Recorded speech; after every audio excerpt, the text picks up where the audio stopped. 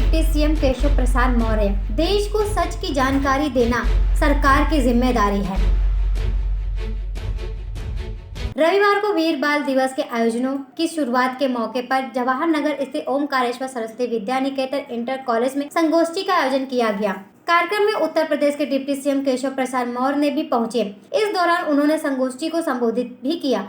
उन्होंने कहा कि जो सच छुपाए गए हैं उन्हें सरकार सबके सामने ला रही है। कानपुर उत्तर प्रदेश के उप मुख्यमंत्री केशव प्रसाद मौर्य रविवार को कानपुर पहुंचे। इस दौरान उन्होंने कहा कि चारों शहीजादों के बलिदान पर सभी को गर्व है, लेकिन इतने बड़े बलिदान की तुष्टीकरण रूपी तिजोरी बनाकर उसमें गुरुओं और गुरु पुत्रों के बलिदान का इतिहास छुपा दिया गया है। यह कोशिश की गई है कि इस बलिदान को जान ना सके, लेकिन यह अब विफल हो चुका है। उप मुख्यमंत्री वीर बाल दिवस के आयोजनों की शुरुआत के मौके पर जवाहर नगर स्थित ओमकारेश्वर सरस्वती विद्या निकेतन इंटर कॉलेज में आयोजित संगोष्ठी को संबोधित कर रहे थे। उन्होंने कहा कि बहुत सारे विषयों को समाज के सभी लोगों को जानना चाहिए, लेकिन इनसे लगातार छुपाया जाता रहा। उन्होंने बताया कि वीर बाल दिवस इस देश में नहीं मनाया जाएगा तो फिर क्या मनाया जाएगा। यह किसी भी तरह का गणतंत्र दिवस और स्वतंत्रता दिवस कम नहीं है। इस बलिदान को भुलाया नहीं जा सकता। यह इतना बड़ा बलिदान है जिसे भुलाया नहीं जा सकता। उनके मुताबिक वोट बैंक की राजनीति अलग है, लेकिन देश को सच की जानकारी देना सरकार की जिम्मेदारी है।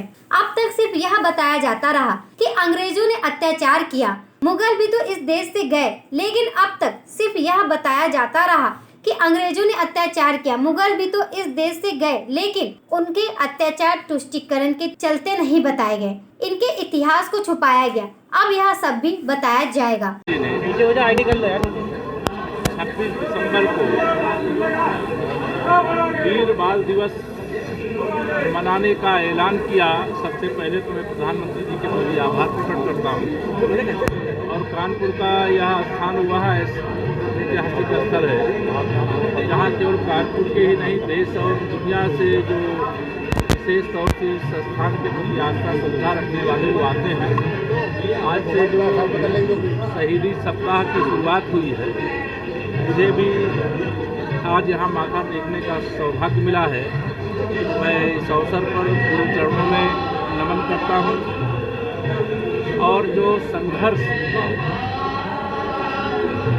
गुरु गोविंद सिंह जी और उनके पुत्रों ने किया है, 7 वर्ष और 9 वर्ष की आयु कोई आयु नहीं होती है, लेकिन राष्ट्र के लिए, धर्म के लिए उन्होंने दीवारों में चुनना जाना स्वीकार किया, लेकिन शीश झुकाना स्वीकार नहीं किया, धर्म परिवर्तन करना स्वीकार नहीं किया।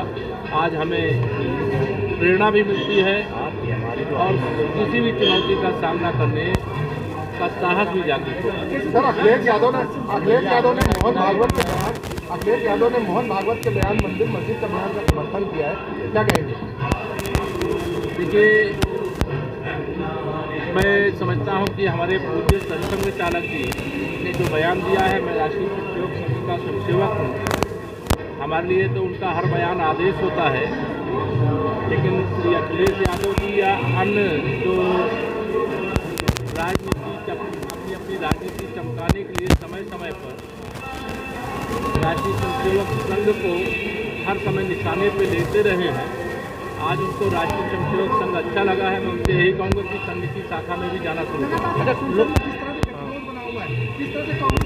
सत्र पूरा हो गया है। गतिरोध डालने वाले आने वाले समय में जब चुनाव होगा तो संसद में पहुँचने की स्थिति नहीं रहेगी। राहुल गांधी ने संसद में हाथापाई की, क्या कहें? राहुल गांधी जी घमंड है, उनको विरासत में सियासत मिली है, तो विरासत में सियासत मिलने का जो घमंड होता है वो दर्शाता है। अगर संघर्ष से उनको सियासत में जगह मिली होती तो इस प्रकार का आचरण नहीं करते। कानपुर से कमर आलम की रिपोर्ट।